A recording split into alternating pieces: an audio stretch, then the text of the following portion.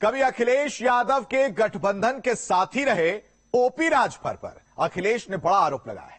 वाराणसी पहुंचे अखिलेश यादव ने इशारों में ओपी राजभर पर टिकट बेचने का आरोप लगाया। अखिलेश के इन आरोपों का जवाब अरुण राजभर ने दिया। कैसे, इस रिपोर्ट में देखिए।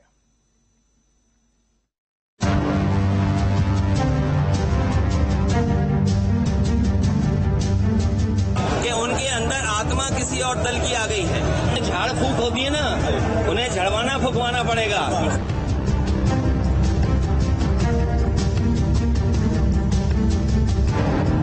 उन्हें ये लगता है कि मैं सम्मान नहीं दे पा रहा हूं, तो मैं उन्हें स्वतंत्र करता हूं।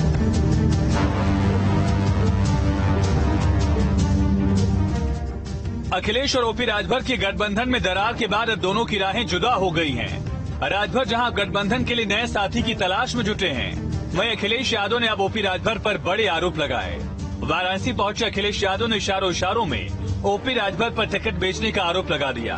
अखिलेश के इन आरोपों का जवाब देने के लिए अरुण राजभर सामने आए, पलटवार किया।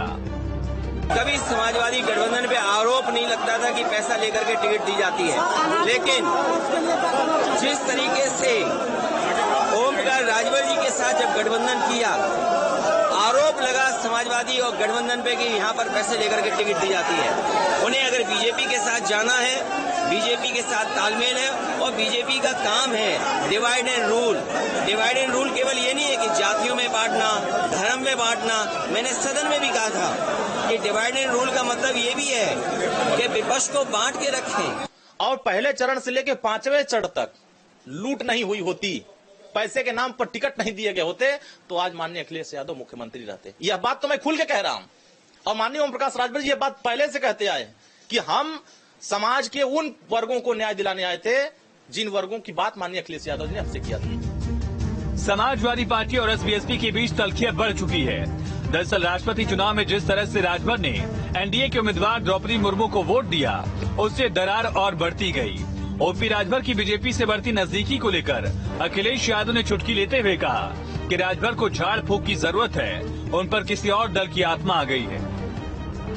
कि उनके अंदर आत्मा किसी और दल की आ गई है और गांव देहात में झाड़ फूक होती है ना, उन्हें झड़वाना फूकवाना पड़ेगा और तभी ठीक होंगे, उससे पहले ठीक नहीं होने वाले। बहुत विद्वान आदमी है और बहुत पढ़े लिखे हैं, पता नहीं लंदन से पढ़ के आए थे कि पिछवाड़े पढ़ के आए थे।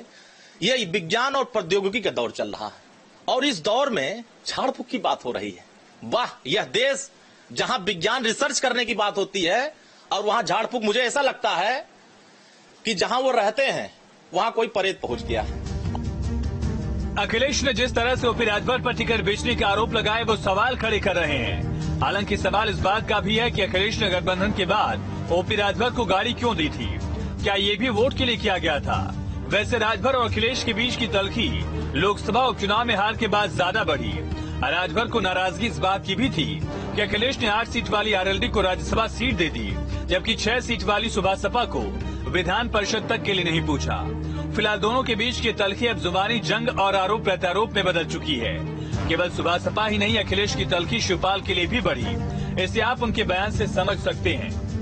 उन्हें ये लगता है कि मैं सम्मान नहीं दे पा रहा हूं, तो मैं उन्हें स्वतंत्र करता हूं और उनको खुली छूट है कि जिस दल के साथ जाना चाहें, जैसा गठबंधन करना चाहे। और सबसे खुशी बात ये होगी कि वो अपना दल दोबारा बनाएं। उनका एक दल है, जो पिछड़े हैं, दलित हैं या अल्पसंख्यक हैं, जो आवाज वो उठाना चाहते हैं लोहिया जी की, जयप्रकाश जी की, उस सिद्धांत को अपने दल में शामिल करें, ऐसे लोगों को और आगे बढ़ाएं।